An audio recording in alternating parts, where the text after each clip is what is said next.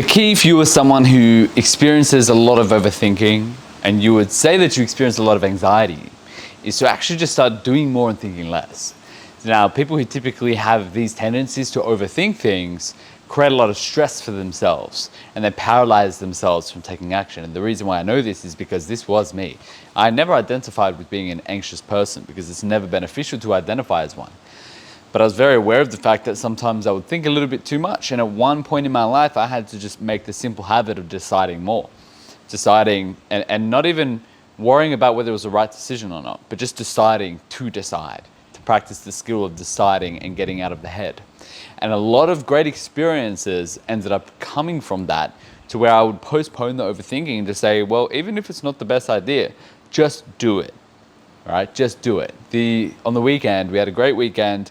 We're all hanging out, doing some work, going to a weekly event that we all host. It's called Soul, and it was a great time. We did some work at a cafe after, and from that point, we had the option to either go home and just do our own thing or go to dinner. Low-key wanted to go to dinner, but for some reason, there was a little bit of indecision around it. We were like, no, just lock it in, go. It doesn't matter, just lock it in. Keep the momentum going, keep the rhythm going. And from that, good experiences, good conversations, ideas, just a great time. You look back and it was a great experience. But when you're always trying to calculate everything, not that it's a problem to calculate things, but if you're overdoing it, it can start to really take away from certain moments being created, especially moments you wouldn't expect to have brought value to you. So in my life, I'm personally very open-minded to be doing things that are quite different and actually getting out of routine, getting out of the ordinary day-to-day that I normally would have, because that's predictable. I can do that whenever I want. But it's in those different experiences, by being open-minded and not overthinking things, that I take away things I never thought I would have taken away, or I've met someone who had an opportunity I didn't think of, or whatever it is. So make it a practice. Make it a practice to think less, make it a practice to do more, and make it a practice to get in flow state, do what feels right a little bit more as well. This is key advice for someone who typically thinks quite a lot. And that's exactly who I was. I don't identify as that person anymore because of practicing decision making. And it's translated very, very well in my life because it's quite a balance. You shouldn't be too far either way, I don't believe. Everything is a dichotomy, it's a balance. So when you're too far one way, it's good to go the other way of just decision, and you will fall somewhere in between. You'll never really completely stop calculating things, and you don't want to. But again, when you start going too far one way, it's your signal to start changing that up. And yeah, great things really do arise from those spontaneous things. Change it up, don't get forced into routine. This is why I think doing routine all the time, as much as people love the idea of a routine, a morning routine, sometimes it can set them back. Keeps them a little bit too close-minded. And I personally don't believe that life should be so routined all the time. It's great to have one for productivity, but at the same time, life isn't always organized. So you got to be the kind of person who knows what's top of mind, important, of priority. You should have that top of mind, and you have a great understanding of the things that you need to do through the evaluation and calculations that you do. I like to do it the night before and have clarity, but then I'm also open-minded to be changing that up.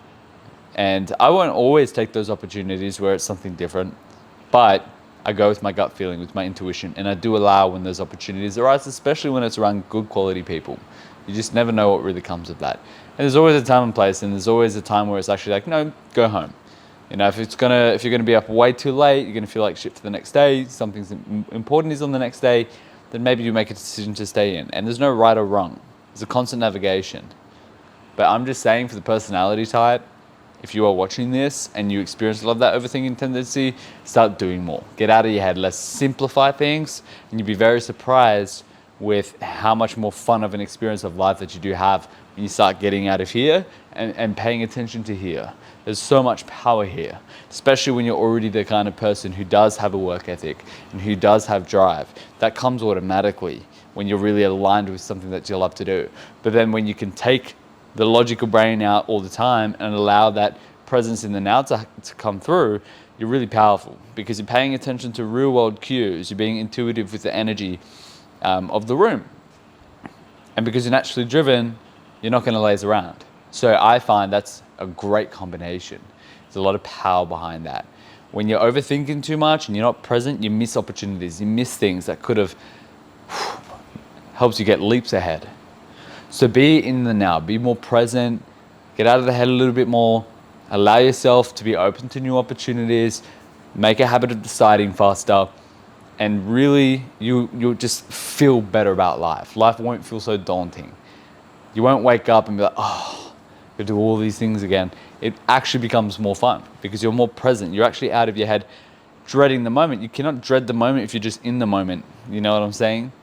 And that's the beauty in it. It almost will help you if you struggle with negative emotions all the time, just to be present. What now? What am I going to do right now? And just do that now thing the best of your ability, to the best of your ability. And if you are someone who likes to work a lot, and it is the right time to work, that's what you're going to do. And then if it's not, you won't. And just keep navigating day by day, day by day, day by day. Live more in the now, less in here.